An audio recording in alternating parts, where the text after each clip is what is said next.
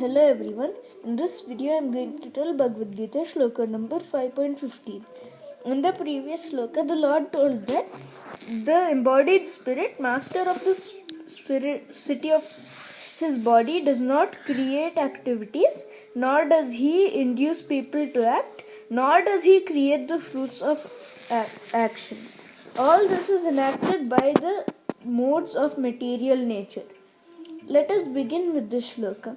नादत्ते कस्यचित् पापं न चैव सुकृतं विभुः अज्ञानेनावृतं ज्ञानं तेन मुह्यन्ति जन्तवः.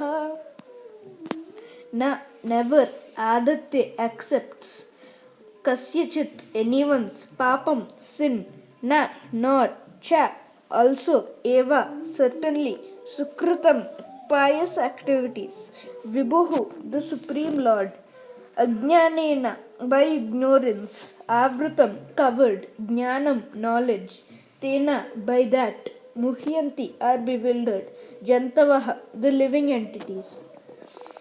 The whole meaning is, nor does the Supreme Lord assume anyone's sinful or pious activities.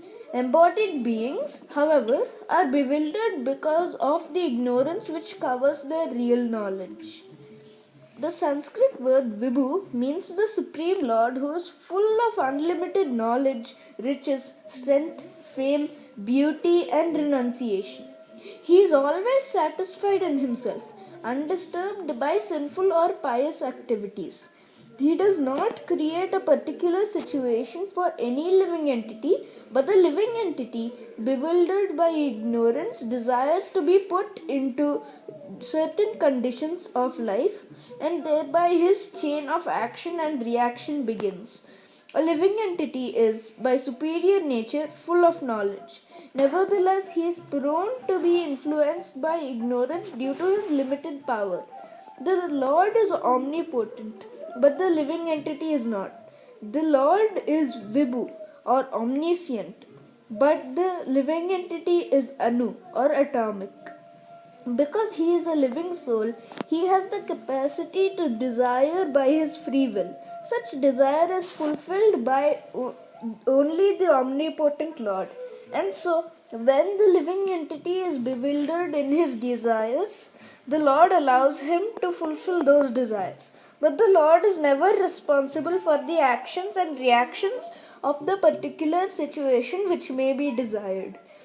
Being in a bewildered condition, therefore, the embodied soul identifies himself with the circumstantial material body and becomes subjected to the temporary misery and happiness of life. The Lord is a constant companion of the living entity as Paramatma or the Super Soul, and therefore he can understand the desires of the individual soul as one can smell the flavor of a flower by being near it. Desire is a subtle form of conditioning for the living entity. The Lord fulfills his desire as he deserves. Man proposes and God disposes. The individual is not, however, omnipotent in fulfilling his desires. The Lord, however, can fulfill all desires, and the Lord, being equal to all, does not interfere with the desires of the minute independent living entities. However, when one desires Krishna, the Lord takes special care and encourages one to desire in such a way so that one can attain him and be eternally happy. The Vedic hymns therefore declare, Esau hyeva sadhu karma karayati tam yamebhyo lokebhyaha unnishante Esau eva sadhu karma karayati yamado ninishate. The Lord engages the living entity in pious activities so that he may be elevated. The Lord engages him in impious activities so that he may go to hell. It is said in the Kausitaki Upanishad 3.8. It is also said in another shloka, Ajño janturanisoyam atmanah sukha dukhayoho Ishvara prerito gacchit swargam vasvabhramevacha. The living entity is completely dependent in his distress and happiness. By the will of the Supreme, he can go to heaven or hell as a cloud is driven by air. Therefore, the embodied soul, by his immemorial desire to avoid Krishna consciousness, causes his own bewilderment. Consequently, although he is constitutionally eternal, blissful, and cognizant, due to the littleness of his existence, he forgets the constitutional position of service to the Lord, and thus he is entrapped by nescience. And under the spell of ignorance, the living entity claims that the Lord is responsible for his conditional existence.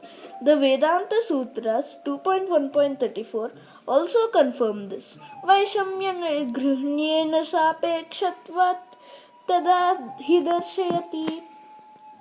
The Lord neither hates nor likes anyone, though he appears to.